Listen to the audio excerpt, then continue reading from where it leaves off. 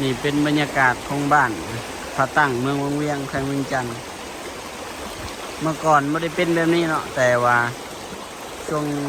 หลังๆในน้ำท่วมก็เลยเฮ็ดให้น้ำเซาะเลยก็เจือนไปเบิดอันนี้มาเลาะเบิ้งซื้อธรรมศาสตร์ถือว่างามสุดๆเลยอยู่วังเวียงเขาถ้ามีโอกาสผู้ใดมีโอกาสก็มาเที่ยวได้เนาะน้ำไอซิเย็นหน่อยนึงยามแรงถามว่าช่วงเพ่นๆหรือว่าเที่ยงอาบได้อยู่